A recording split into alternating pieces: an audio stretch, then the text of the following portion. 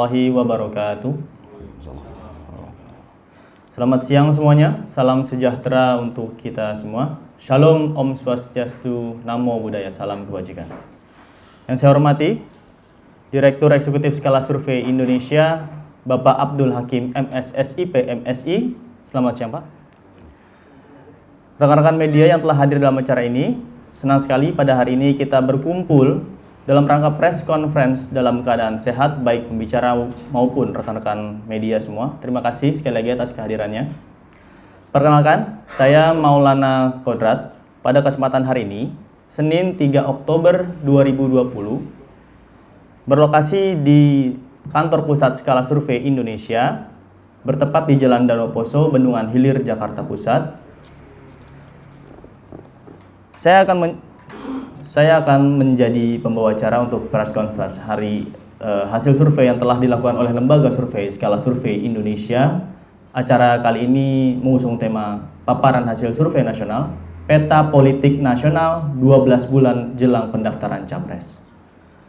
Rangkaian acara kali ini, yang pertama paparan dari Direktur Eksekutif Skala Survei Indonesia, kemudian dilanjut dengan sesi tanya jawab. Kita akan melakukan 2 sesi. Satu sesi berkesempatan 3 penanya, kemudian nanti dilanjut dengan sesi kedua 3 penanya juga. Baik rekan-rekan media, langsung saja kita ke acara inti. Mari bersama-sama mendengarkan paparan hasil survei dari Direktur Eksekutif Skala Survei Indonesia, Bapak Abdul Hakim MSSIP MSI. Waktu dan tempat dipersilakan.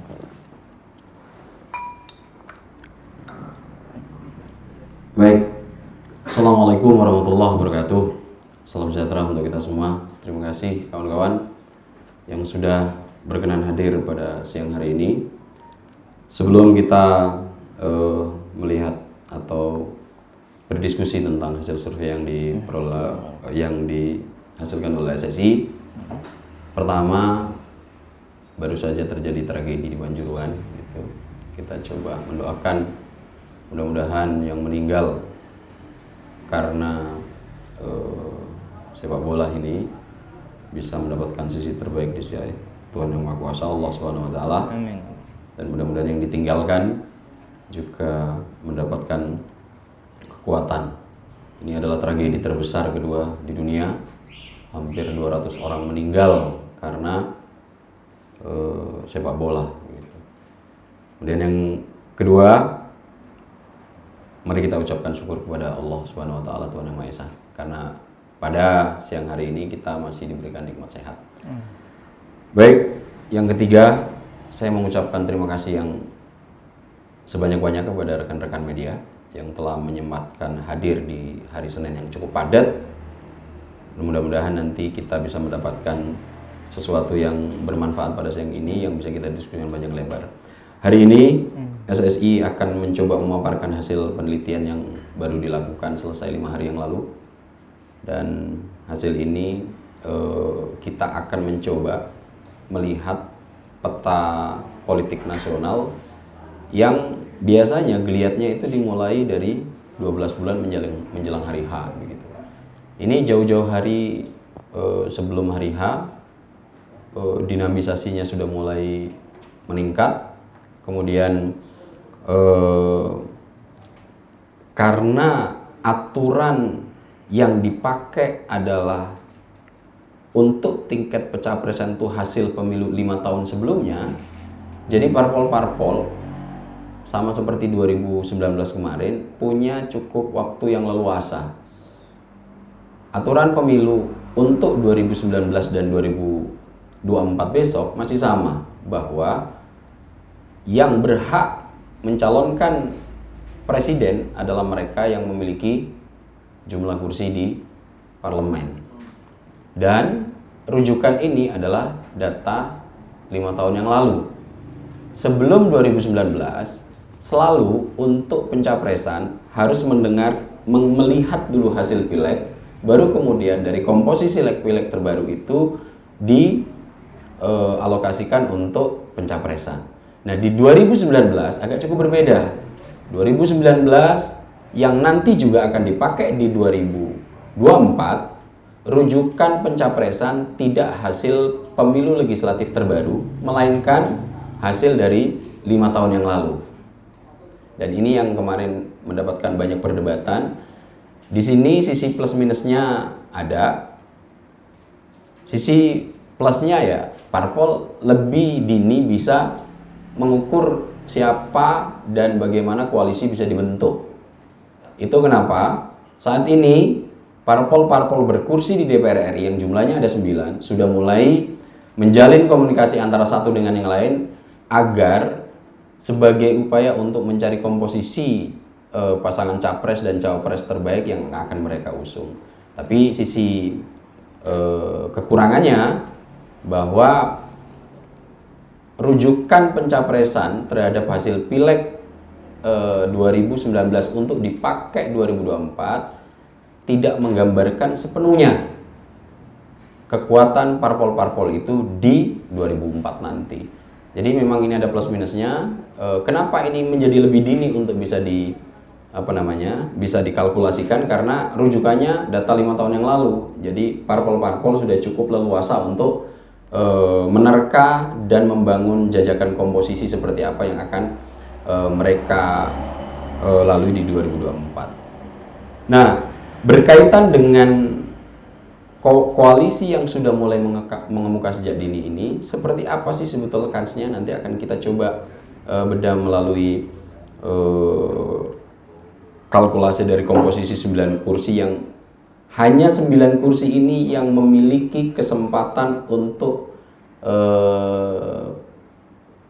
menyodorkan calon presiden. Sisanya dari 16 parpol memang masih ada saluran baru untuk mencapreskan, yaitu berdasarkan gabungan suara.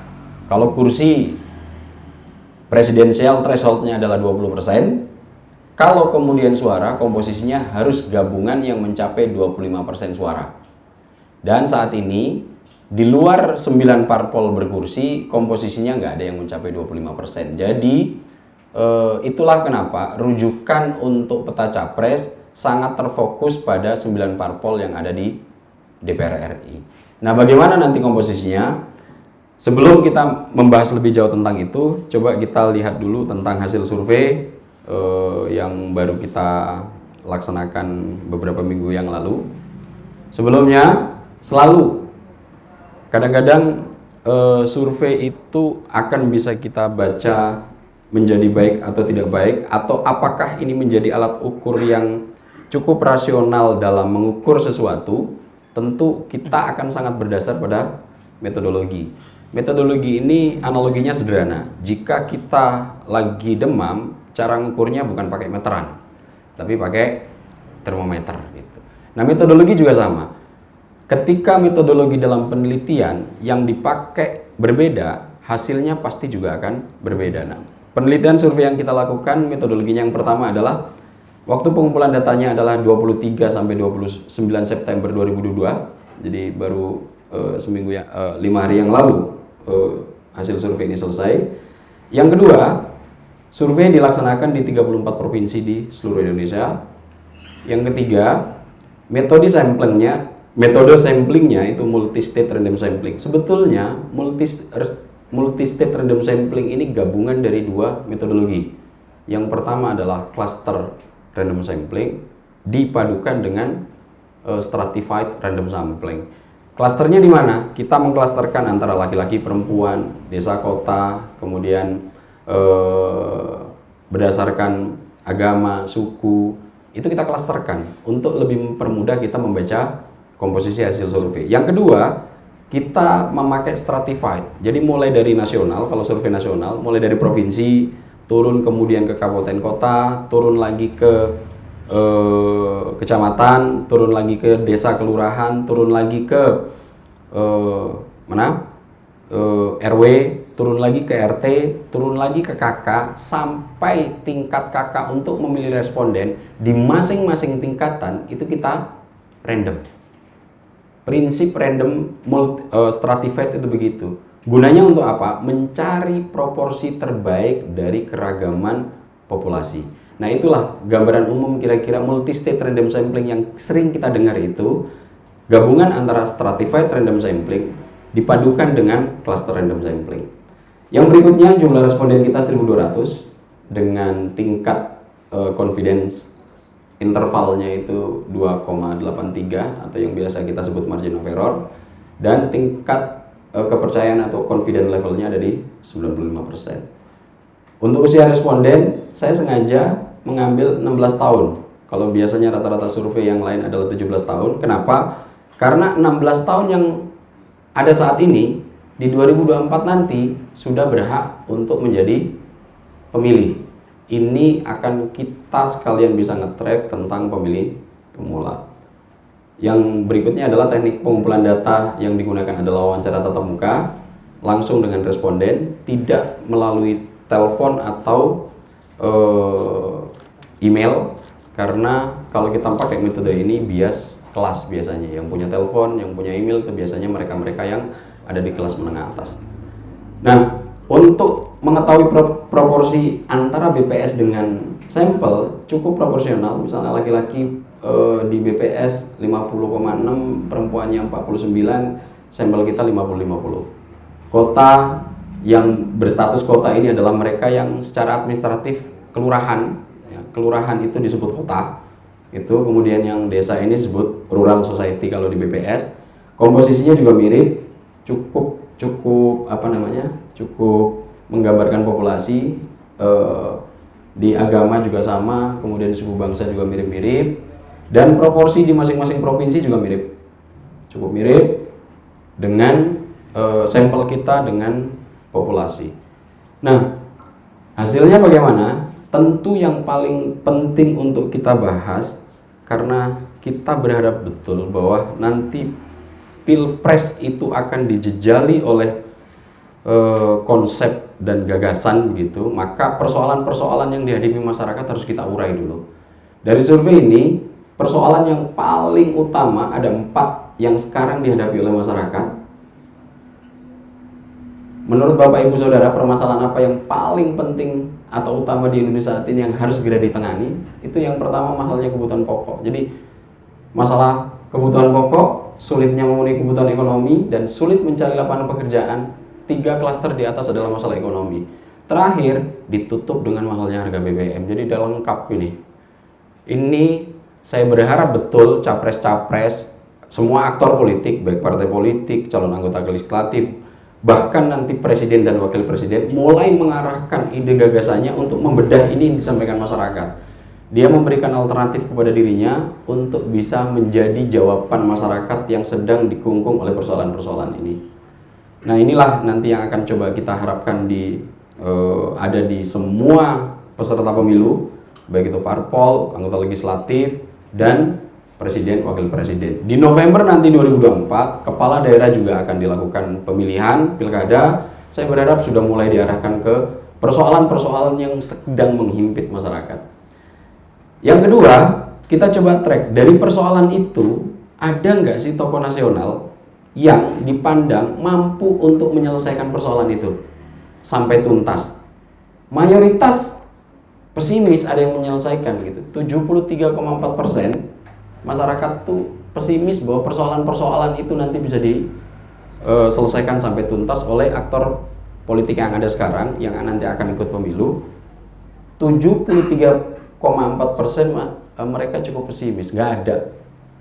Tapi ternyata masih ada sebagian kecil, meskipun tidak mayoritas, ada 26,6% yang menganggap bahwa persoalan-persoalan itu ada tokoh di Indonesia yang bisa menyelesaikan persoalan. Dari angka 26,6% ini, ketika kita tanyakan siapa nama tokohnya, semua harapan masih di Pak Jokowi. Jadi yang diharapkan untuk menyelesaikan persoalan yang sedang menghimpit masyarakat, itu yang pertama masih ada di Pak Jokowi. Tapi kemudian ketika kita iris nama lain, sudah ada 3-4 nama klaster ini yang nanti juga akan menjadi referensi urutan dari pilihan presiden. Di kedua ada Prabowo, di ketiga ada Anies Baswedan yang baru saja dideklarasikan oleh Nasdem, itu ada Pak Ganjar Pranowo dengan 6 kolam. Jadi untuk menyelesaikan persoalan yang tadi sedang menghimpit, memang mayoritas pesimis. Tapi ada yang masih optimis, ada sekitar 26,6%. Nah, dari yang optimis ini ketika diminta untuk menyebut nama, inilah komposisi yang diharapkan untuk menjadi solusi terhadap persoalan masyarakat Indonesia. Ini untuk persoalan-persoalan yang dihadapi masyarakat Indonesia. Sekarang coba kita lihat ke kepuasan terhadap kinerja Pak Jokowi dan Pak Ma'ruf. Sampai detik ini ternyata tingkat kepuasan terhadap Pak Jokowi masih cukup tinggi. Ini kalau kita tanpa koma berarti sekitar 60%-an kalau kita bulatkan gitu ya. Ada 59,7, yang tidak puas ada 30,1, kemudian yang tidak tahu tidak jawab. Angka 59, 30 ini adalah gabungan dari yang sangat puas ada 6,6% dan yang hanya menjawab puas ada sekitar 53,1%. Ini adalah skala Likert. Kadang-kadang kita untuk mengukur sangat, biasa, normal, tidak, sangat tidak gitu. Nah, ini kalau kita gabungkan komposisinya seperti ini. Nah, coba kita lihat alasan mereka yang puas kenapa. Alasan yang puas yang pertama, Pak Jokowi kinerjanya terbukti.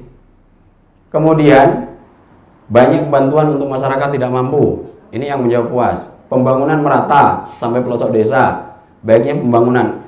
Ini 4 yang alasan yang membuat masyarakat puas terhadap kinerja Pak Jokowi. Namun coba kita lihat juga alasan yang tidak puas terhadap Pak Jokowi yang nilainya tadi 30%-an itu mayoritas adalah persoalan ekonomi.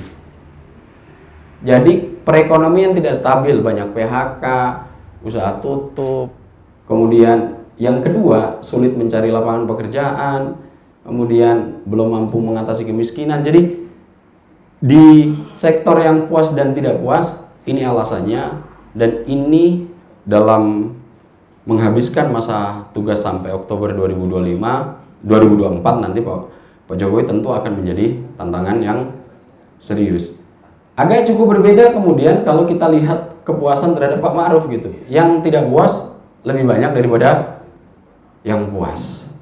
Nah, kira-kira dua persoalan ini bisa menjadi background kita bahwa masih ada tokoh yang diharapkan untuk bisa menyelesaikan persoalan-persoalan yang sekarang dihadapi publik, dan mayoritas masyarakat pesimis persoalan itu nggak bisa diatasi. Kalau kita lihat dari sini, ini harus dijawab oleh peserta pemilu agar dibredel menjadi konsep bagaimana caranya ini nanti akan dikomunikasikan terhadap masyarakat. Nah, bagaimana dengan posisi capres-capres yang sekarang sudah beredar? Maka kita langsung ke pilihan presiden. Kita nanti pendek-pendek saja kita akan bahas. Dalam survei kali ini, dari pertanyaan terbuka kita tanpa memberikan preferensi, ketika pilihan presiden dilakukan hari ini ada 4 nama yang muncul, dan di sini Pak Jokowi masih ada. Jadi pertama Pak Prabowo, kedua Pak Ganjar, ketiga Mas Anies Baswedan, dan keempat ketika terbuka nama Pak Jokowi masih ada. Meskipun angkanya sudah ada di urutan keempat, karena semuanya sudah, mayoritas sepertinya sudah sadar bahwa Pak Jokowi sudah tidak bisa nyalon lagi. Jadi kalau kita lihat di sini ada 3 besar nama tertinggi. Ada Pak Prabowo dengan 15,0, Pak Ganjar 11,7, dan Anies Baswedan 10,7. Ini dalam pertanyaan terbuka. Kemudian coba kita press dengan memberikan referensi 24 nama. Pertanyaan tertutup. Hasilnya ini. Ada nama 3 besar yang kemudian jauh meninggalkan nama lainnya gitu. Saat ini klaster 3 besar kalau di MotoGP berarti sudah ada yang kelompok yang terdepan yang jauh meninggalkan lawan-lawannya di belakang. Ada Pak Prabowo Subianto 20,4, Pak Ganjar Pranowo 13,5, dan Anies Baswedan 11,8. Ridwan Kamil nanti tetap akan jadi di urutan keempat dan seterusnya, tapi gapnya terlalu jauh. Jadi kelompok saat ini yang terdepan dalam memimpin race ke 2024 dalam potret saat ini ada 3 nama. Lagi-lagi yang muncul hanya 3 nama. Pak Prabowo, Mas Ganjar, dan Mas Anies Baswedan. 20,4, 13,5, dan 11,8. Ini kalau kita press di 24 nama. Coba kita peras lagi di 10 nama. Hanya kita kasih referensi 10 nama. Dan dari 10 nama ini, klaster yang tadi meninggalkan jauh yang lain masih ada di depan. Prabowo Subianto 30,3, Ganjar Pranowo 22,3, dan Anies Baswedan 20,8. Inilah klaster yang sekarang meninggalkan jauh kelompok-kelompok yang lain yang ada di belakangnya. Jadi lagi-lagi nama 3 ini selalu menjadi yang terdepan. Dan nanti saya untuk membredel secara geografi pusat-pusat dukungannya, saya akan merujuk yang 10 nama ini untuk nanti derivasi ke geopolitiknya gitu. Kemudian kalau untuk hanya 4 nama, kenapa nama-nama ini saya munculkan? Karena kecenderungan koalisi sekarang hanya mengarah pada 4 nama ini. Kalau kita lihat sekarang komposisi koalisi itu kan, satu ada KIB, kemudian yang kedua ada Gerindra, PKB, ketiga ada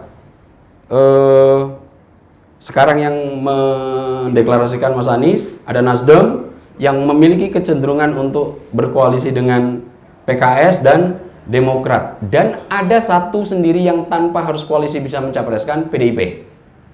Nah, kira-kira dari 4 gugus itu, kira-kira begini, nanti Mbak Puan berhasrat betul PDIP untuk bisa menyorong Mbak Puan. Kemudian Prabowo Subianto mungkin bisa muncul dari Gerindra, PKB. Ganjar Pranowo digadang-gadang seandainya nggak dilirik PDIP akan diusung oleh KIB gitu. Kemudian Mas Anies sekarang embrionya sudah mulai dengan dideklarasikan oleh Partai Nasdem. Jadi lagi-lagi 3 nama ini yang akan mengacu pada komposisi koalisi. Nanti kita akan coba lihat komposisinya. SSI sudah 3 kali melakukan survei dalam merekam elektabilitas 3 nama tertinggi ini. Sejak Oktober 2020, komposisi elektoralnya seperti ini.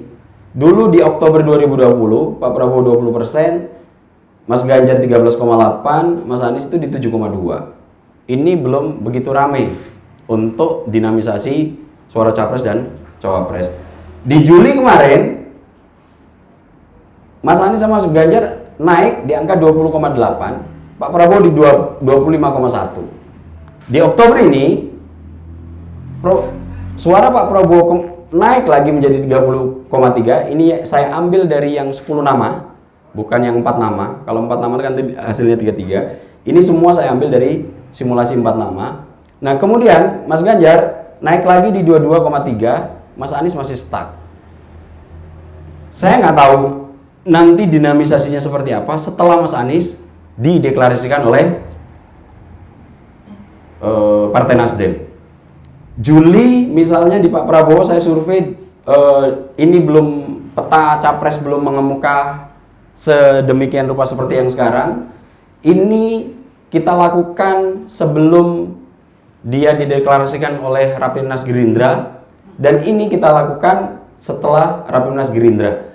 Sekarang 2 nama ini kenapa asumsinya meskipun naik, parpol saat ini baru Anies Baswedan, dan baru hari ini dideklarasikan menjadi capres. Kalau kita lihat pergerakannya seperti ini, inilah potret pada hari ini, Oktober 2022. Apakah ini nanti mungkin berubah? Sangat mungkin. Kenapa? Komposisi ini Mas Anies sama Mas Ganjar masih belum dideklarasikan. Nah, inilah nanti yang akan menjadi potret hari ini tentang 3 nama tertinggi yang memiliki tingkat eleksi terbaik saat ini.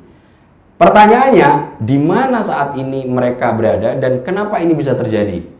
Jawabannya itu ada di sini. Untuk membaca potensi calon, kita bisa mengukur dari tingkat pengenalan dan tingkat kesukaan. Coba kita lihat nih ya, saya ambil 10 nama dengan tingkat keterkenalan dan tingkat kesukaannya. Kita lihat AHY, dia dikenal 85,6, yang suka baru 69. Pak Erlangga, saat ini yang kenal baru 46, yang suka baru 62. Mas Anies ternyata tingkat keterkenalannya sudah 92,0, yang suka 76,9.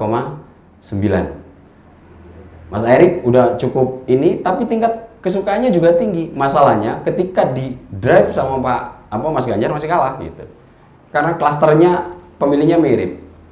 Kemudian Mas Ganjar di 85,4, yang suka 80,0. Muhaimin Iskandar yang kenal hampir 50%, kemudian yang suka baru 57. Pak Prabowo ini sudah hampir mentok, yang kenal 97,4, yang suka 80,0. Mbak Puan juga udah cukup terkenal sekarang, 80 kenal, kemudian yang suka 54. Cuma sayangnya dari yang kenal, yang nggak sukanya juga banyak gitu. Nah sebetulnya Ridwan Kamil punya potensi. Dia kenal di 88,3, yang suka 85. Hanya persoalannya irisan pemilihnya masih sama dengan Pak Prabowo. Kemudian Sandiaga Uno yang kenal juga banyak, 90,7, yang suka juga gede gitu. Cuma masalahnya ceruk pemilihannya ketika dia dihadapkan dengan Pak Prabowo lebih milih Pak Prabowo. Sama seperti misalnya Erick Thohir yang sudah dikenal begini, tingkat kesukaannya juga tinggi, tapi ketika berhadapan dengan Mas Ganjar, pemilih lebih milih Mas Ganjar. Jadi kalau kita lihat lagi-lagi di 3 pemilih teratas, Pak Prabowo sudah 97,4, yang suka 80. Mas Ganjar 85,4, yang suka 80 mirip. Mas Anies yang kenal sudah 92, yang suka 76. Ini yang bisa menggambarkan kenapa tingkat eleksinya seperti itu. Dan coba sekarang kita lihat lagi di mana saja posisi-posisi 3 besar kandidat ini bisa lebih unggul dan bisa tidak unggul dibanding yang lainnya. Kita coba lihat distribusi dukungan capres berdasarkan pengelompokan Jawa, Bali, dan di luar Jawa, Bali. Kenapa ini saya kelompokkan? DPT di Jawa dan Bali itu jumlahnya 60%. Jadi kalau ada yang bilang Jawa adalah kunci, itu betul. Kenapa? Coba kita lihat. Jawa Bali itu DPT-nya ada 115 juta. Ini kalau kita presentasi secara nasional jumlahnya 60,1%. Dan sampel kita di sini juga mirip-mirip, mendekati 50%. Siapa yang unggul di Jawa Bali? Sementara suara tinggi Mas Ganjar itu adanya di Jawa. Sepertiga dari pemilih Jawa itu ada di Mas Ganjar sekarang. 1/3-nya ada di Pak Prabowo, 1/4-nya ada di Mas Anies. Ini yang menyebabkan kenapa 3 nama ini bisa mengungguli pemilih-pemilih yang lain. Gitu. Untuk yang di Jawa Bali, yang DPT-nya 60,1% itu, proporsi pembagiannya seperti ini. 24,1% ke Prabowo, 33,3% ke Ganjar, 20,0% kecenderungannya ke Mas Anies. Inilah yang bisa menggambarkan kenapa tingkat eleksinya seperti itu. Mas Ganjar memang unggul di Jawa, tapi di luar Jawa, Bali, Mas Ganjarnya kalah jauh dengan Pak Prabowo. Jadi komposisi pemilih saat ini di antara 3, kenapa saya cuma ambil 3? Kalau ingin melihat komposisi yang lain, lihat di atas ini. Misalnya Jawa Bali, dari 100% data yang sampel yang ada, distribusinya ke sini, ke AHY 3,4, ke Erlangga 2,0. Ini bukan angka ansih, tapi bacanya signifikansi. Jadi pemilih di Jawa Bali lebih cenderung banyak memilih Ganjar Pranowo dibanding 9 calon yang lain. Untuk di luar Jawa Bali, pemilih yang ada di luar Jawa Bali yang jumlah DPT-nya sampai 39,9% ini cenderung memilih Pak Prabowo. Bisa dikatakan Pak Ganjar di Jawa Bali sekarang unggul, Pak Prabowo di luar Jawa Bali unggul.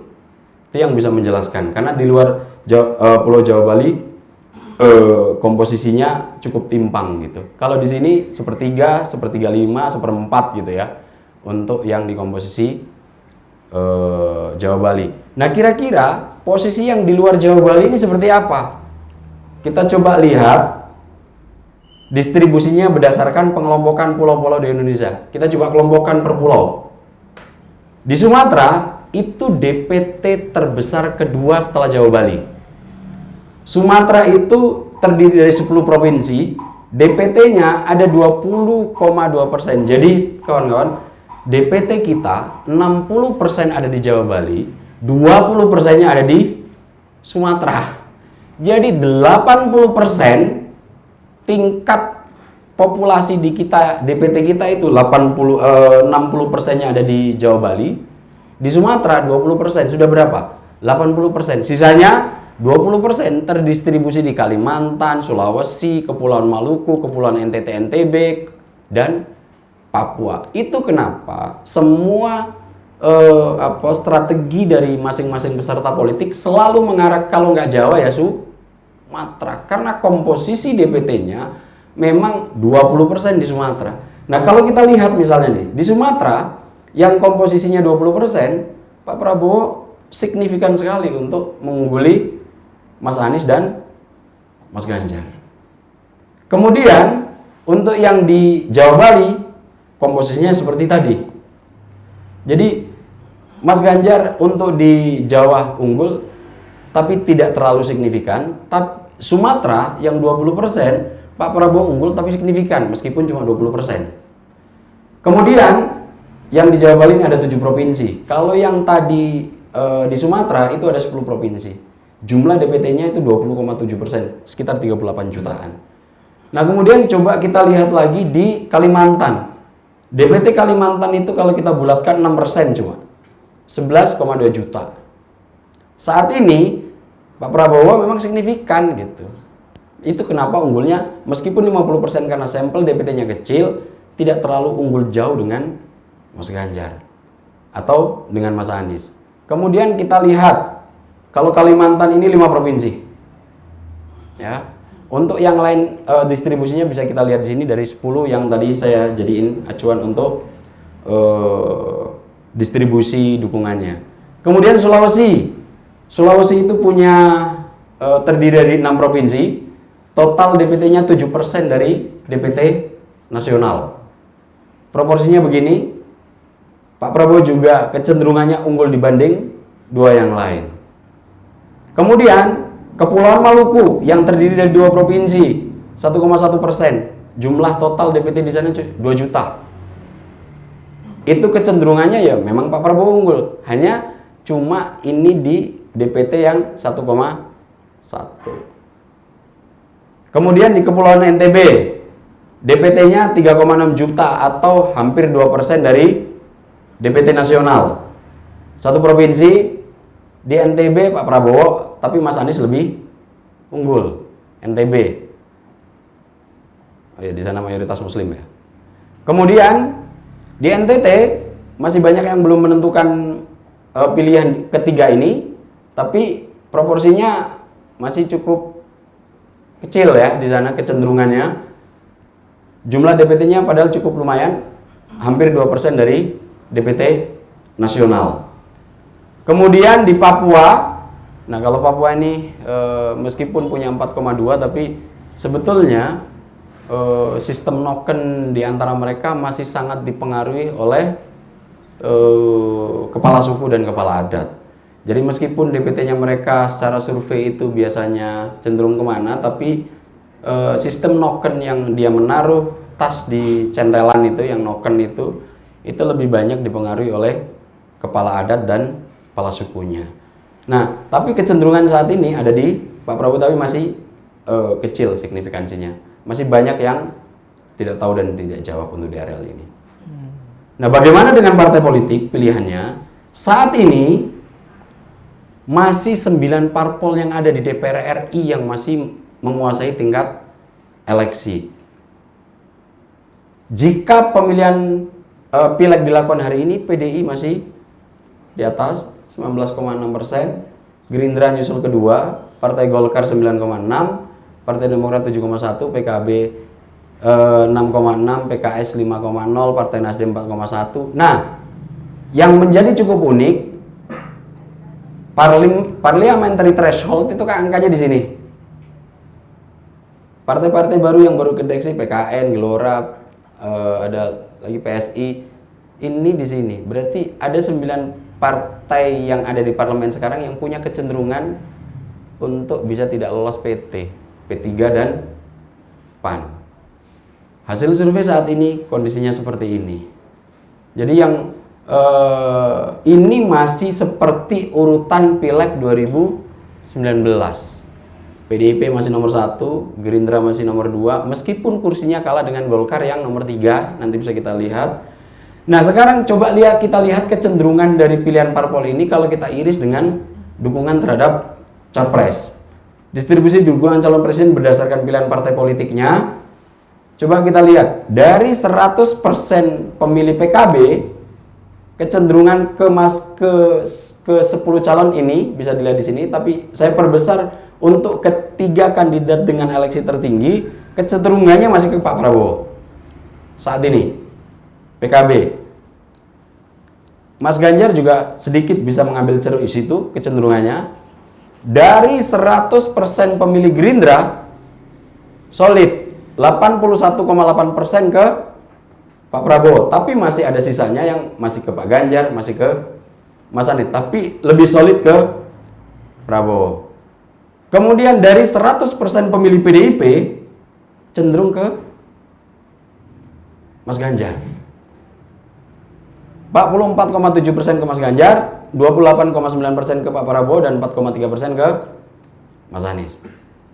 Dari 100% pemilih Golkar, sampelnya ini ya, kita berdasarkan sampel yang tadi pilihan parpol, itu kecenderungannya sedikit lebih tinggi kepada Pak Prabowo, angkanya 27,0, 14,8, 17,4. Kita lihat lagi, Nasdem, pantas ini, Nasdem itu segera mendeklarasikan Mas Anies, karena dari 100% pemilih Nasdem sebelum mendeklarasikan, mungkin ini ingin diangkat, ngambil ini gitu. Jadi proporsinya masih terbagi dua. Mas Ganjar kecil sekali di situ, meskipun sempat dipasang menjadi salah satu calon presiden, tapi kecenderungannya 40,8 ke Prabowo, 40,8 ke Mas Anies. Ini kenapa mungkin hari ini Nasdem mendeklarasikan cepat-cepat yang direncanakan tanggal 10 November katanya, sekarang dipercepat menjadi hari ini gitu. Dari 100 pemilih PKS, komposisinya udah jelas, Mas Anies lebih unggul. 41% kecenderungannya ke Mas Anies, Pak Prabowo masih ada di sini. Kemudian dari 100 pemilih P3 terdistribusi merata. Kalau kita lihat di atas, ya angka ini masih cukup rata lah, gitu. Kecenderungannya nggak terlalu cenderung ke siapapun, gitu.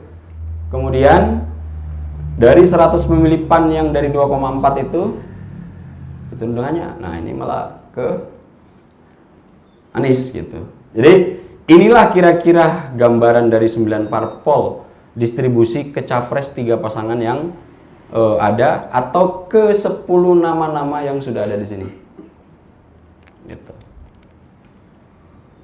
Kemudian Partai Demokrat, nah kita coba lihat, yang paling tinggi ke AHY. Tendensinya ya 28,2, tapi kita tidak masukkan sini karena kita cuma mengukur 3 kandidat ini dengan eleksi tingkat terbaik. Ke AHY 28,2, ke Pak Prabowo 2,0, ke Mas Ganjar 15,3, ke Mas Anies 17,6.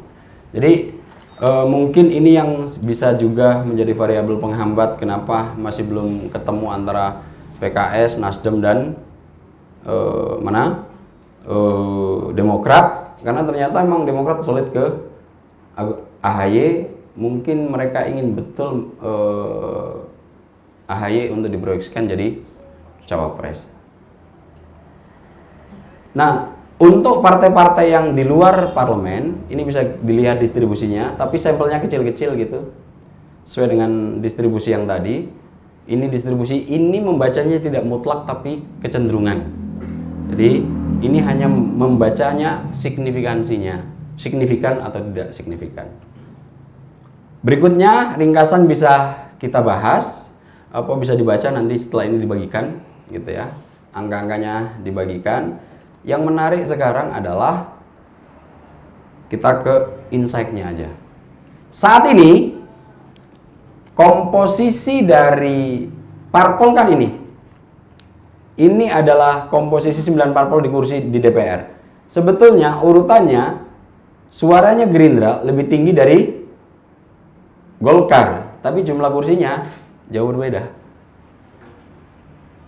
Jadi secara suara urutan ini secara suara, bukan secara kursi. Tapi ketika suara ini dikonversi menjadi kursi, PDIP sekarang 128, Gerindra 78. Nah, Golkar meskipun suaranya lebih rendah daripada Gerindra, tapi jumlah konversi kursinya lebih banyak. Kenapa? Karena dia suaranya nggak numpuk, terdistribusi merata di masing-masing dapil. Kemudian saat ini kecenderungannya untuk koalisinya sudah ada 4 gugus. PDIP sendirian tanpa berkoalisi dia sudah bisa mencalonkan diri. Komposisinya 23,3%. Kemudian yang saat ini di KIB ada Golkar, PAN, P3. Ini kalau kita gabungkan komposisi kursinya 25,7%.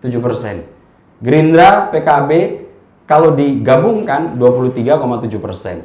Nasdem yang saat ini mendeklarasikan Mas Anies itu komposisinya 10,3, kalau ditambah PKS 8,7 dan Demokrat 9,4, komposisinya 28,3%. Masing-masing gugus ini berpotensi sudah mengeluarkan calon presiden. Saat ini gambarannya.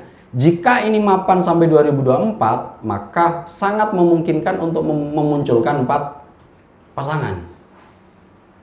Nah, oleh karena itu, sebagaimana kita lihat pada slide sebelumnya, dinamika peta koalisi terkini dari 9 parpol berkursi di DPR RI sebagai pemegang tiket pencapresan, setidaknya sudah mengarah ke 4 gugus untuk mencapai ambang batas 20% sebagai aturan untuk mencalonkan pasangan capres dan cawapres.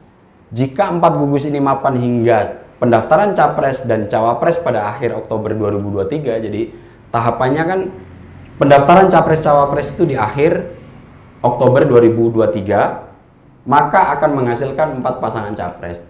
Kalau di gugus pertama ada PDIP, untuk yang bisa memajukan pasangan kandidat sendiri tanpa harus berkoalisi. Yang tadi ya komposisinya 22,3, 23,7 untuk Gerindra dan PKB, kemudian 25,7% untuk Golkar, PAN, dan P3.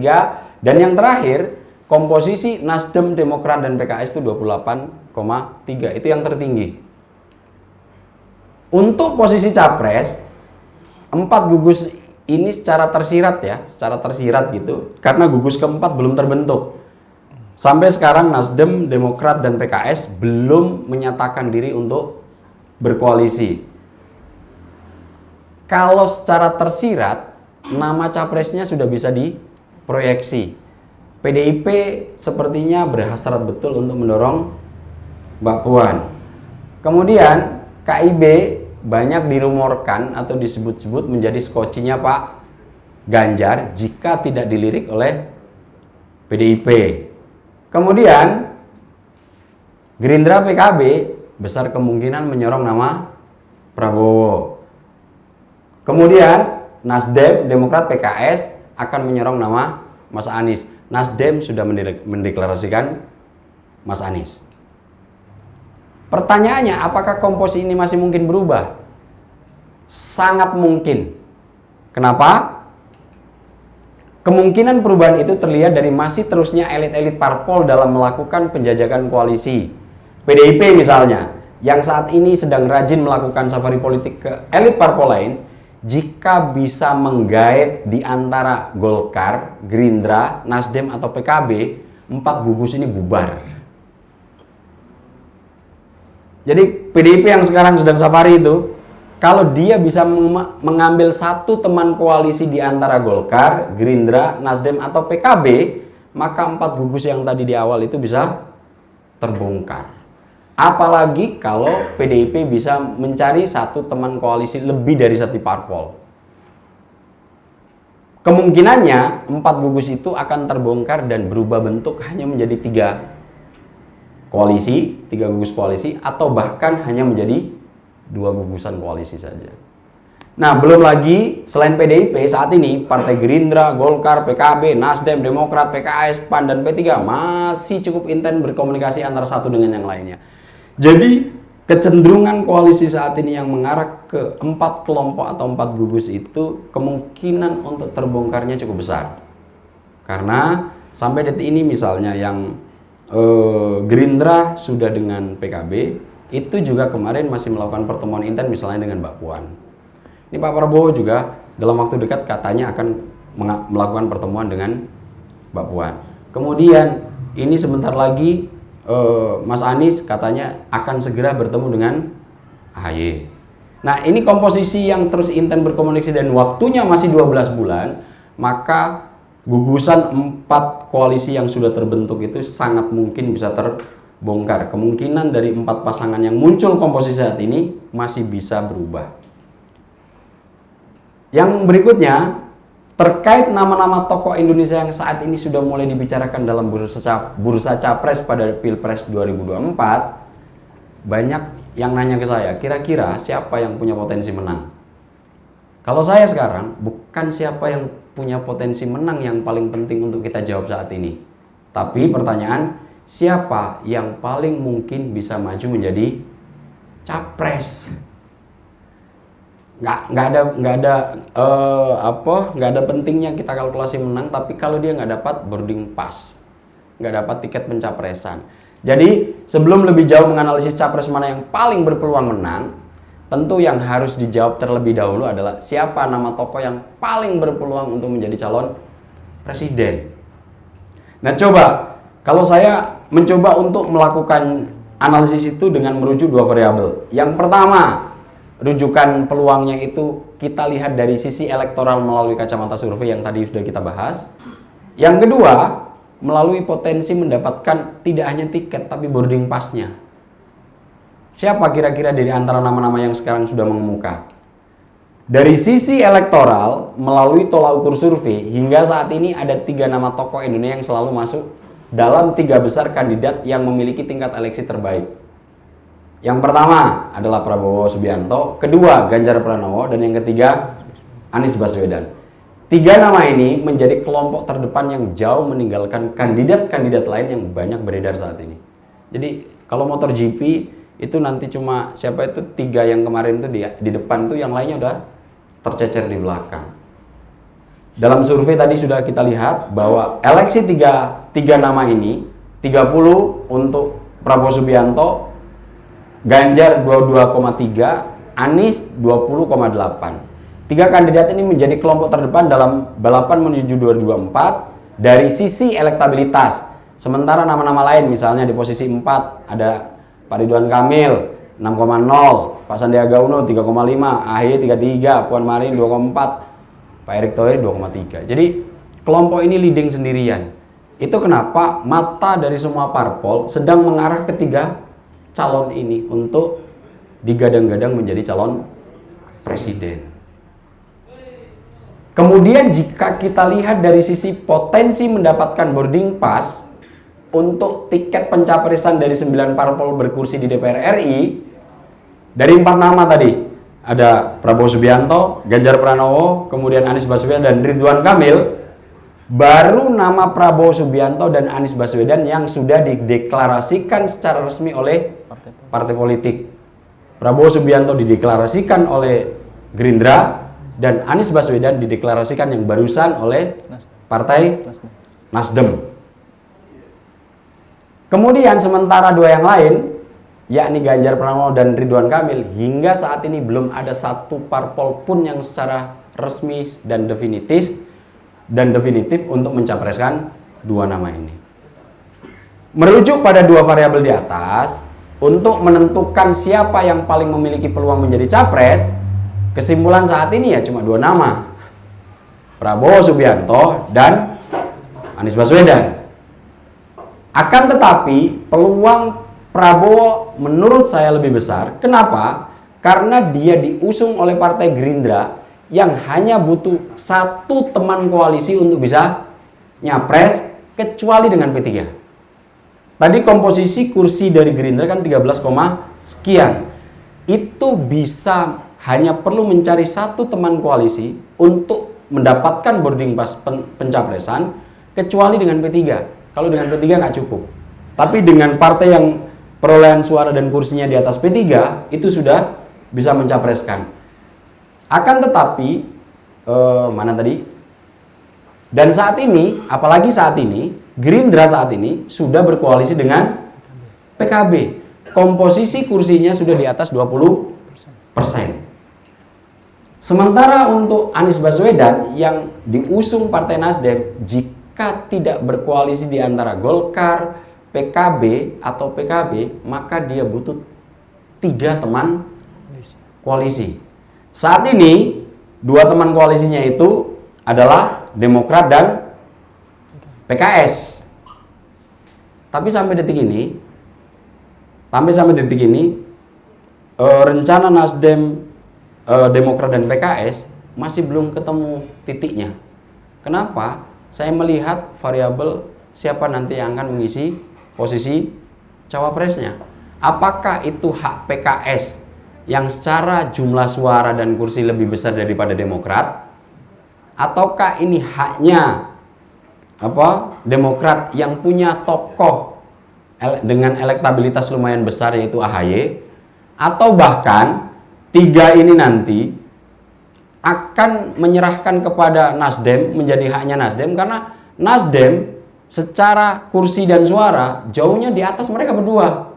Nasdem sendiri itu 10% lebih.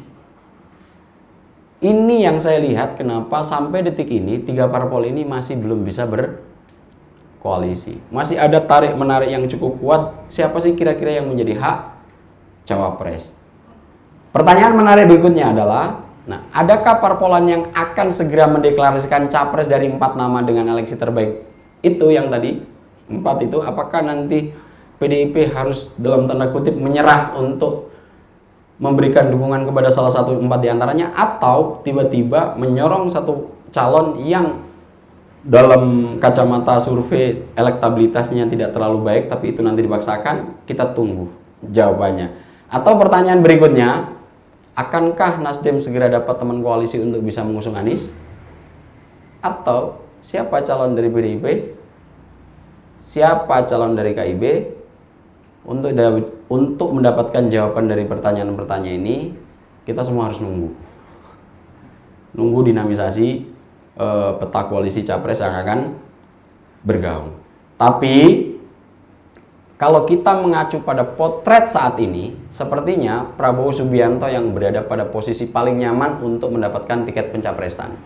Kenapa? Satu tadi, Gerindra hanya cukup berkoalisi dengan satu capres dan satu parpol, dan saat ini sudah dengan PKB. Mas Anies masih harus memadukan antara Demokrat dan PKS untuk bisa mengisi posisi cawapresnya.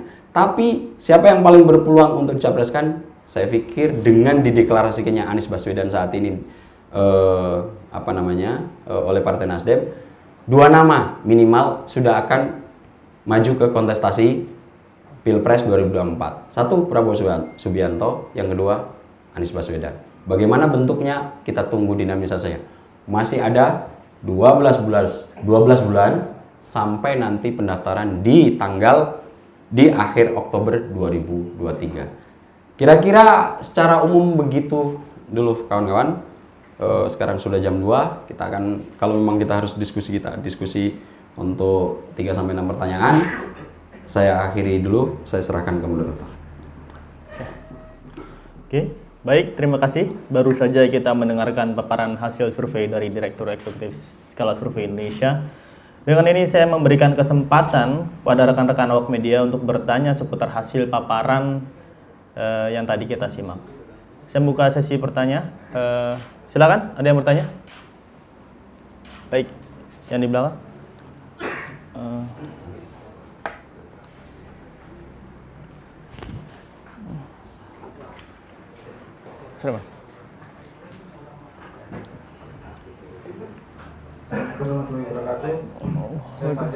Harian Rakyat Merdeka. Pertanyaan saya simpel Bang, tadi ringan Bang. Yang pertama itu tentang analisis surveinya Bang. Bagaimana cara mengukur suka atau ketidaksukaan publik terhadap para capres-capres ini Bang. Oke. Nah, itu lalu yang kedua tadi mengutip omongan dengan Aidit yang Jawa adalah kunci gitu ya Bang ya. Nah, itu kebetulan atau riset ini Bang bahwa capres ini dominan selalu dari berlatar belakang suku Jawa gitu Bang. Ya, sekarang juga begitu kan Bang ya. Nah, ini bagaimana pandangan Bang mengenai kondisi ini Bang? Lalu yang ketiga Bang, ini terkait isu yang lagi marak nih Bang, tragedi sepak bola kemarin ini kira-kira akan berimbas atau tidak ke dinamika dan stabilitas politik kita Bang? Dan bisakah ini menjadi alat untuk mendongkrak elektabilitas tokoh yang sekarang ini Bang? Saja Bang, terima kasih.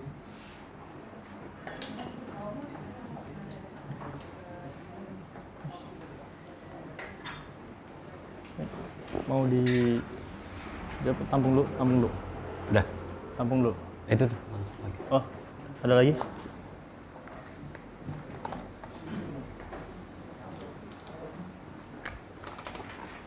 Langsung aja, izin Pak. Assalamualaikum warahmatullahi wabarakatuh. Waalaikumsalam. Saya Nasuha dari Indopos.co.id. Saya melanjutkan pertanyaan dari rekan pertama, singkat saja ya soal peta koalisi tadi dan tiga calon yang mungkin akan mendapatkan ini ya boarding pass di 2024. Ini kan masih sangat dinamis ya. Mungkin pertanyaan saya satu saja ya, dari calon wakil presiden mungkin cawapres, apakah ini nanti berdampak terhadap perubahan dari peta koalisi dan mungkin dari 3 capres yang bakal mendapatkan boarding pass di 2024 dan kira-kira seperti apa sih nanti pemetaannya dari partai koalisi itu sendiri, apakah perubahannya sangat bisa signifikan atau seperti apa, mungkin bisa dijelaskan. Mungkin itu saja, terima kasih. Assalamualaikum warahmatullahi wabarakatuh. Waalaikumsalam warahmatullahi wabarakatuh.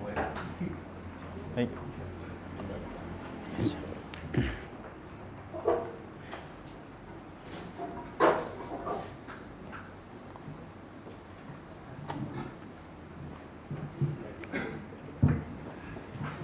Baik, ada lagi?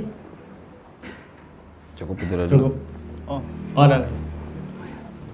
Satu lagi. Assalamualaikum, saya bilang dari Republika. Pak, pertanyaannya itu yang terbaru aja tadi siang Pak. Bapak sendiri melihat kenapa Nasdem cepat-cepat mendeklarasikan Anies itu? Apakah mereka sudah melakukan penghitungan yang rasional? Dalam hal ini rasional karena sebetulnya kan mungkin kalau dilihat bisa koalisi dengan Gerindra atau bahkan mungkin kalau Ganjar tidak dapat tiket mereka bisa deketin Ganjar gitu. Pertanyaan keduanya, menurut Bapak apa yang menahan PDI Perjuangan untuk tidak mengambil langsung Ganjar sebagai capres padahal survei sangat tinggi di mana-mana gitu? Apa memang hanya faktor murni hak prerogatif dari ketua umum? Apakah itu nanti tidak jadi blunder atau seperti apa? Ya, terima kasih Pak.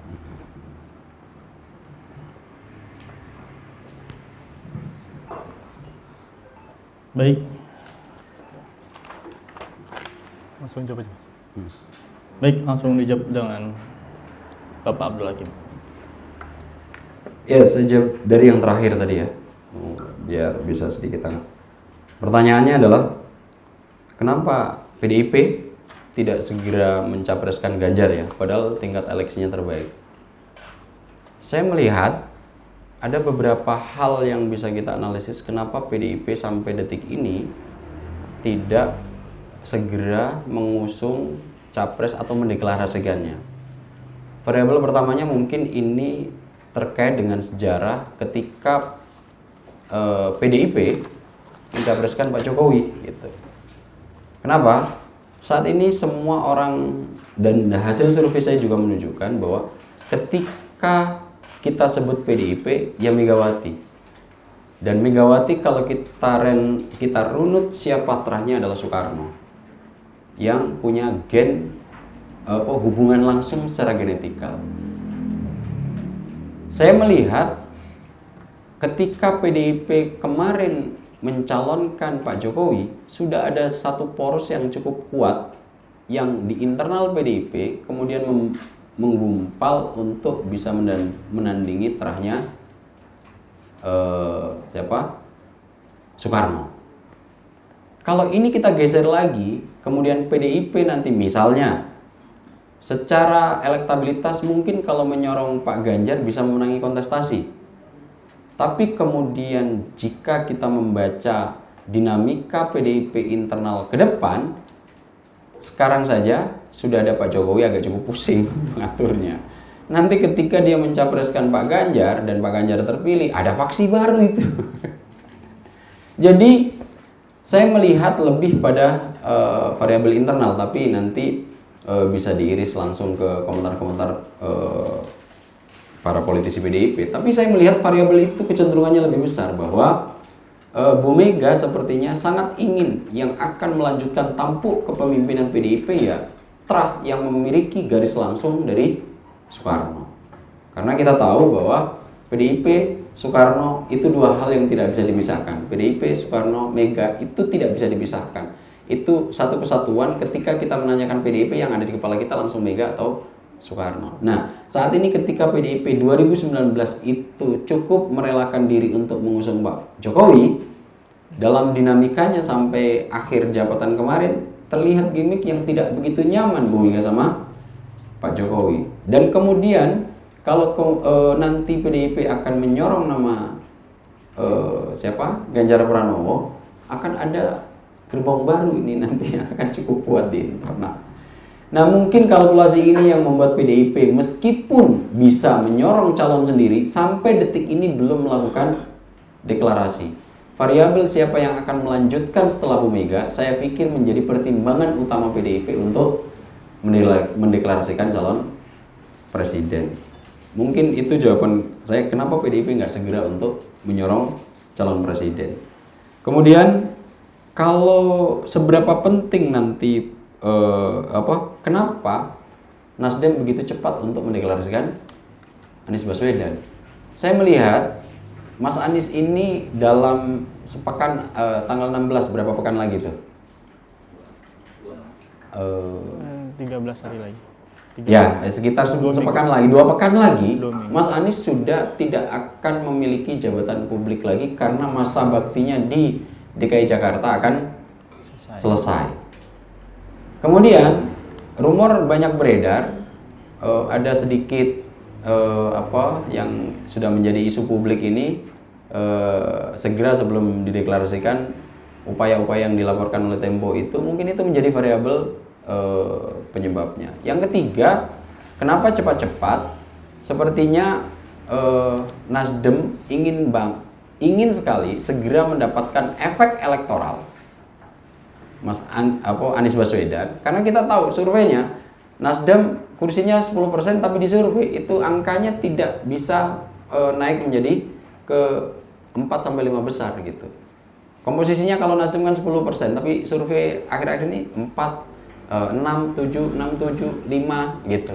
Nah, mungkin kenapa Nasdem cepat-cepat untuk mendeklarasikan Anies Baswedan, mungkin ingin mendapatkan tambahan tingkat elektoral yang sekarang dalam survei masih terus kembang-kempis. Mungkin itu yang alasan kenapa, salah satu yang saya lihat kenapa Nasdem cepat-cepat untuk segera komunikasi mendeklarasikan Mas Anies. Padahal terus kalau kita lihat Anies ini juga kalau secara sejarah yang salah satu pendiri dari Ormas yang dulu sebelum jadi parpol Nasdem kalau nggak salah. Anies itu kalau nggak salah satu deklarator Nasional Demokrat ketika masih menjadi Ormas sebelum menjadi parpol. Jadi memang antara Surya Paloh dengan Anies Baswedan memiliki rekam jejak sejarah di Nasional Demokrat. Kemudian dari Mas Nasuhah tadi, bagaimana posisi capres? Apakah itu sangat menentukan? Cukup menentukan. Tapi untuk kalkulasinya tentu 12 bulan kita lakukan itu agak cukup jauh. Sekarang yang ada di kepala masing-masing partai politik, saya yakin adalah posisi capresnya. Komposisinya, nah saya sudah terbentuk. Di Demokrat sendiri, untuk AHY itu masih memposisikan diri sebagai capres. Muhaimin Iskandar, meskipun ya jadi wapres nggak apa-apa bilang begitu, tapi deklarasi internya bahwa Muhaimin Iskandar masih menjadi capres. Karena ini daya bergen untuk membentuk kesepakatan koalisi. Jadi kalau kita lihat bagaimana posisi pentingnya menjadi capres, penting sekali, sangat penting sekali, tapi variabelnya hanya untuk memenuhi komposisi koalisi agar bisa mendapatkan ambang batas 20%. Nah ini yang saat ini siapa yang punya cukup kans menjadi wakil presiden? Ya yang tidak masuk radar capres ya pasti masuk radar cawapres, termasuk Ridwan Kamil, kemudian siapa? AHY, Erick Thohir, semuanya itu punya kans. Tapi kalau kita lihat dari sisi elektoral, yang paling punya kans untuk menjadi capres meskipun elektoralnya rendah itu cuma Mbak Puan Maharani. Kenapa? Karena dia memiliki boarding pass langsung tanpa harus tergantung kehidupannya oleh parpol yang lain. Kalau Mas Anies, Pak Prabowo itu sebetulnya masih sangat tergantung terhadap kesepakatan dengan parpol lain. Nah, posisi cawapres saya pikir lebih cenderung untuk bisa memenuhi komposisi koalisi. Untuk sumbangan elektoral saya pikir tidak akan terlalu signifikan dari beberapa hasil simulasi. Makanya sekarang saya tidak tampilkan. Karena signifikansinya 12 bulan setahun ini tidak begitu banyak perubahan. Masih yang menjadi variabel utama saat ini adalah capres dan siapa nanti yang akan memiliki peluang untuk mendapatkan tiket pencapresan. Kemudian terkait bagaimana tadi mengukur tingkat kesukaan dan pengenalan dan kesukaan, kita berikan pertanyaan itu dalam pertanyaan tertulis yang kita wakilkan dalam kuesioner. Jadi pertanyaannya, Pak, Bu, apakah kenal dengan nama ini? Itu, oh ya kenal. Kemudian apakah Bapak Ibu suka dengan nama ini? Oh ya suka, alasannya apa? Jadi cara trackingnya kita tanyakan langsung ke responden. Nah, dari rangkuman tadi adalah jumlah sampelnya 1.200. Dari 1.200 itu kemudian kita presentasi untuk menjadi gambaran secara keseluruhan. Jika apa yang kita simpulkan, apa yang kita rangkum dari 1.200 responden itu komposisi pengambilan sampelnya betul, maka itu bisa mewakili dan menggambarkan populasi yang 275 juta Indonesia. Ini analoginya sederhana. Kalau misalnya ada teh, kita cuma air panas, kopi, kemudian gula, habis itu ditaruh di sini hanya kita siramkan tanpa kita aduk sama sekali. Kemudian kita coba yang paling atas, itu sudah menjadi representasi secara keseluruhan rasa gelas itu enggak? Belum. Tapi ketika komposisi gula, teh, kemudian air, kita aduk dan ngaduknya betul. Nah, ngaduk itu metodologi. Ketika ngaduknya betul, maka kita tetes yang ada di permukaan bisa mewakili 100% yang ada di gelas ini. Kira-kira lebih mudah lagi ya sampel darah. Kalau misalnya kita salah satu rekan-rekan ke dokter, kemudian mencoba apakah kita tipes atau demam berdarah, apakah darahnya semuanya disedot. Untuk mengetahui seseorang kena demam berdarah atau tidak, cukup satu tetes dibawa ke lab, ya mungkin satu suntik itu dibawa ke lab. Oh ini demam berdarah, oh ini tipes, oh ini leukositnya naik, trombositnya naik. Hanya dengan satu suntik itu, jika ngukurnya di lab yang benar, maka dokter bisa memvonis seseorang itu demam berdarah atau tipes. Tapi ketika darah ini dibawa ke alat metodologi yang nggak seharusnya, bisa merekam nggak itu? Misalnya darahnya cuma kita jilat, oh ini tipes. Sangat tidak rasional. Jadi kira-kira metodologi itu gambarannya seperti itu. Ya, ada lagi yang belum saya bahas tadi? Sudah ya? Sudah. 3. Masih ada 2 nih, Bang. Masih, Masih ada 2 tadi ya? yang terkait tadi. Oh iya, Yang terkait apakah kasus yang sekarang terjadi Tragedi sepak di bola. Kanjuruhan itu Kanjuruhan. akan punya potensi mempengaruhi tingkat elektabilitas calon?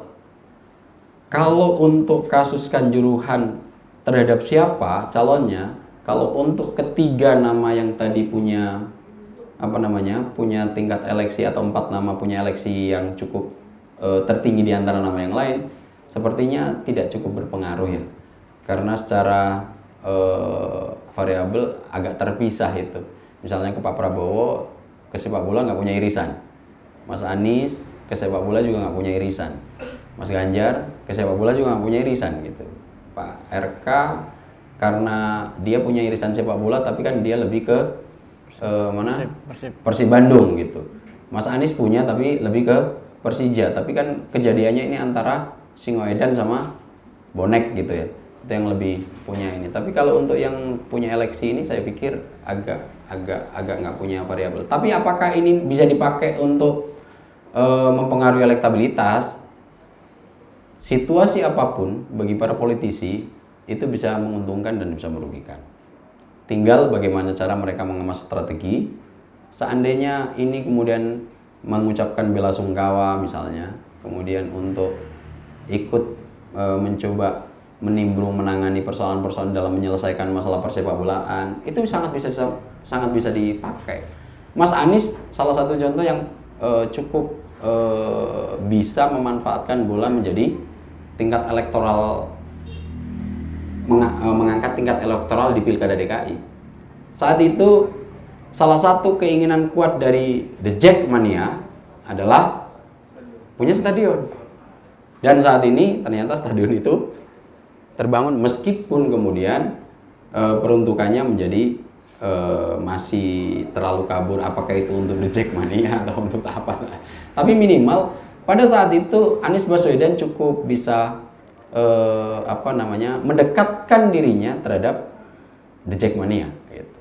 Yang ini di kasus Pilkada DKI 2017 gitu. Nah, apakah bola itu bisa dipakai politisi untuk mendongkrak elektabilitas? Sangat bisa, karena olahraga di Indonesia hanya 2 yang paling disukai. Satu sepak bola, yang kedua bulu tangkis. Ini 2 jenis olahraga terbanyak yang disukai oleh masyarakat Indonesia. Datanya saya ada, itu dari hasil survei yang terbaru juga ada. Itu. Kemudian yang ketiga tadi pertanyaannya apa ya? Si Mas itu juga DNA edit juga dari. Oh, apa namanya? Tapi pernyataan Jawa adalah kunci. Ini tidak ada sangkut pautnya sebetulnya dengan DNA edit. Jadi kenapa Jawa itu kunci? Jawabannya sederhana.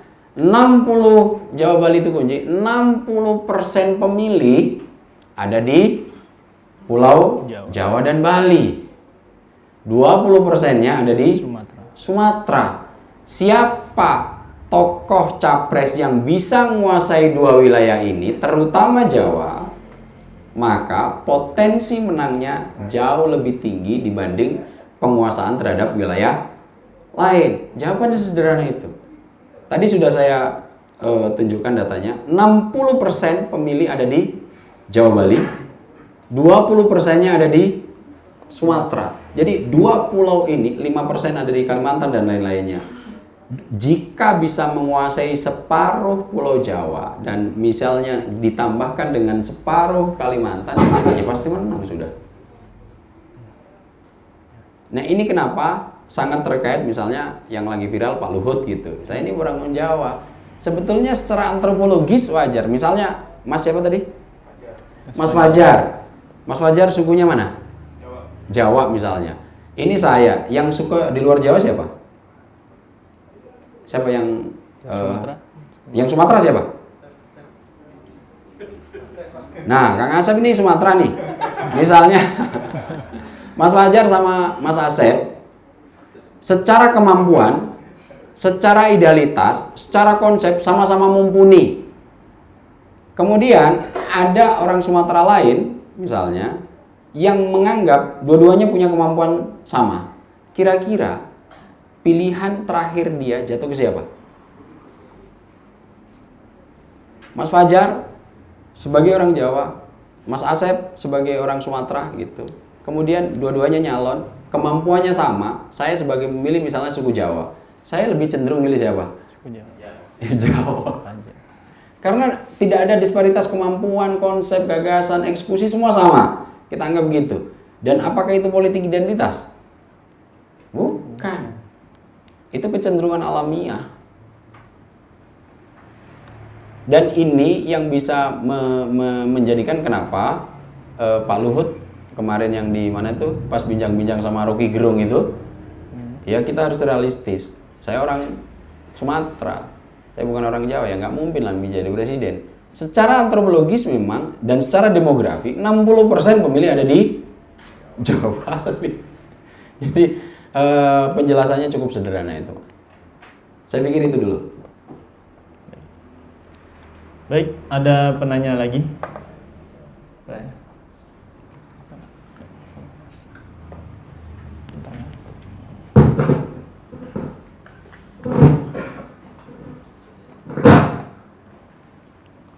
Selamat sore Pak, saya Rahmat dari Tribun. Yang saya akan tanyakan, ini kan pencapresan ini kan tidak bisa dia Pak sampaikan kan, dan itu masih menunggu pihak dari PDIP. Nah, kira-kira ini batas akhir PDIP sampai fix dia mencalonkan presiden itu kapan tuh Pak? Yang paling pasti gitu kan masih ambigu kan kita katakan. Tapi kalau PDIP udah fix sama siapa, berarti yang tadi itu bisa bubar apa gimana tuh Pak? Apa ada hal baru lagi? Nah, yang kedua itu mengenai tadi, menarik sih mengenai Jawa adalah kunci ya Pak. Secara histori ini, secara emang dari dulu kayak gini atau gimana ya Pak? Maksudnya apa dari sejarahnya kita udah sentris Jawa gini apa gimana tuh Pak maksudnya Pak? Nanti kan maksudnya Pak? Iya, ya. Iya ya kan? Iya, kenapa harus Jawa sentris ya kan? Apa dari pas zaman Soeharto ya kan? Ya seperti itu Pak. Terima kasih.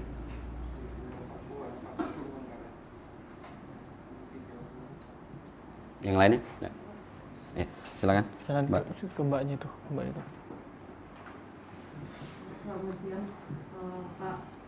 Mau tanya Pak, ini soal yang kategori alasan puas terhadap kinerja Presiden Jokowi. Nah itu di variabel yang kepuasan tertera kinerjanya terbukti bagus dalam membangun. Namun di variabel alasan tidak puasnya disebutkan perekonomian tidak stabil. Tapi saya tidak mendapati ya secara spesifik soal kenaikan harga BBM. Gitu. Di variabel yang alasan tidak puasnya. Oh ya. Nah itu kenapa boleh tahu Pak kenapa tidak dimasukkan variabel itu, padahal kan itu salah satu indikator yang cukup ini ya. Cukup tinggi ya? Dia cukup tinggi itu Pak. Terima kasih.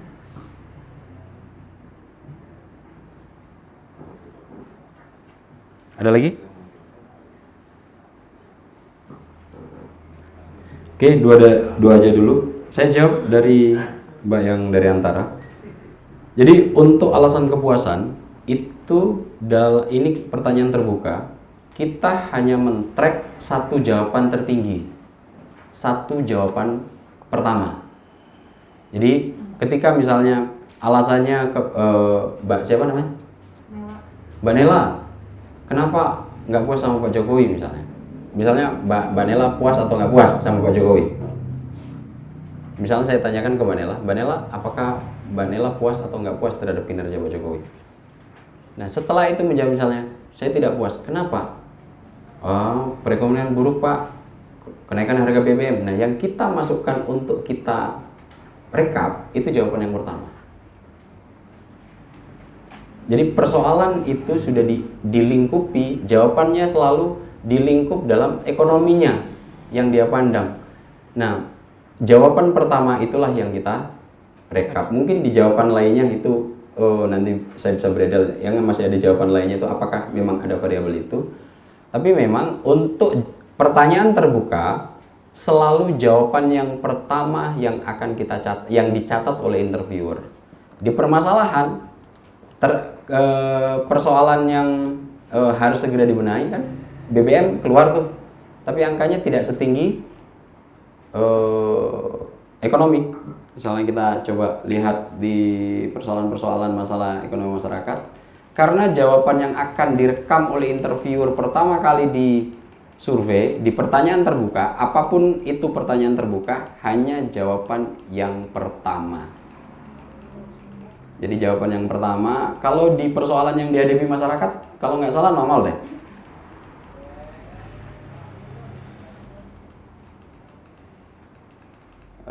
Mana coba kita lihat.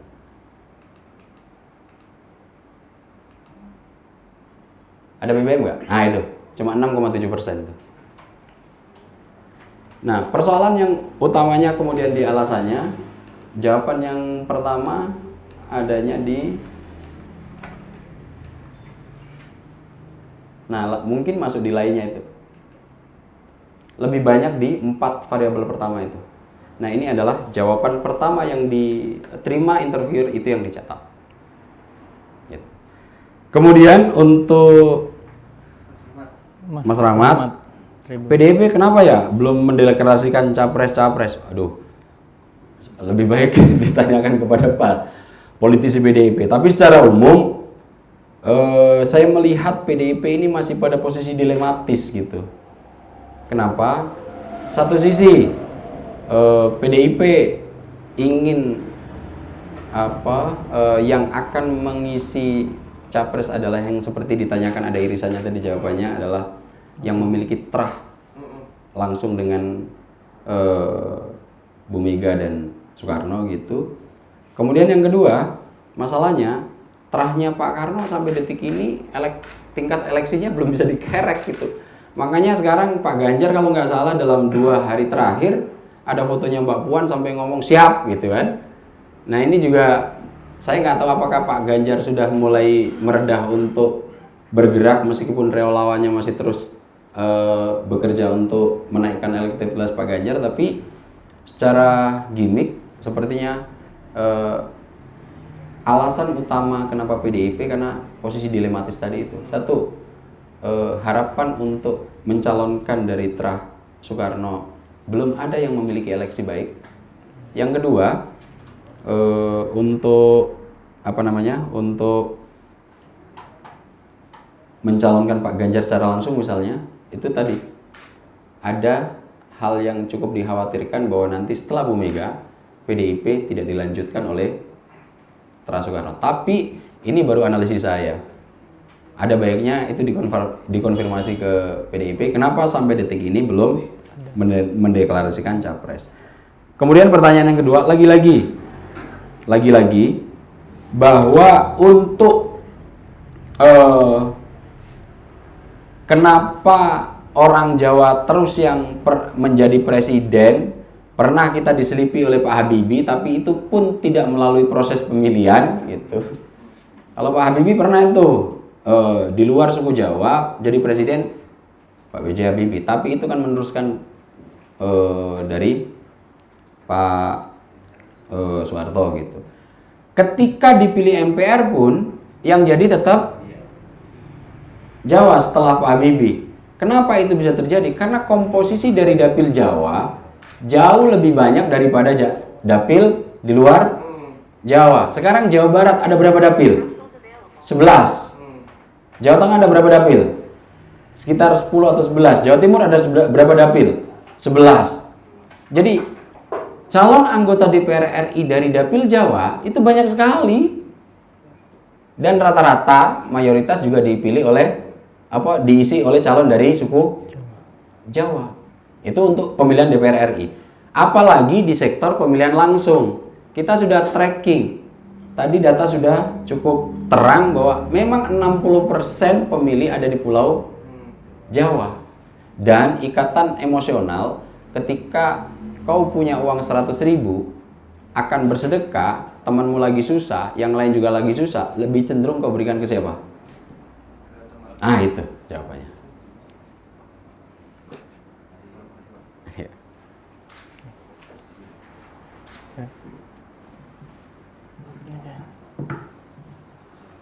Oke.